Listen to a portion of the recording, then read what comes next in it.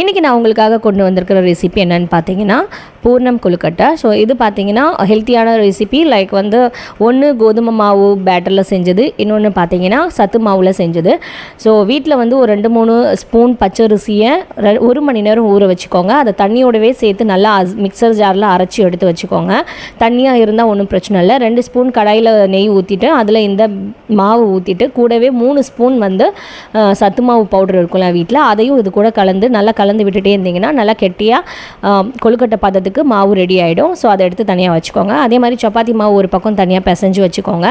So நல்லா மெலிசாக திரட்டிக்கோங்க. சப்பாத்தி மாவு திரட்டிட்டு அதுக்கு நடுவில் இந்த பூர்ணம் வந்து நம்ம ரெடி பண்ணி வைக்க போகிறோம். ஸோ பூர்ணம் என்ன செஞ்சேன்னு பார்த்தீங்கன்னா வெல்லம் நல்லா கரைச்சி எடுத்துகிட்டு ஃபில்டர் பண்ணிவிட்டு அதில் தேங்காயும் ஏலக்காயும் எள்ளும் நல்லா கொரன்னு அரைச்சிக்கிட்டேன். வேர்க்கடலை வறுத்து அதையும் சேர்த்து இதில் அரைச்சிக்கிட்டேன். தோல் எடுத்துகிட்டு அரைங்க. நல்லா கொரன்னு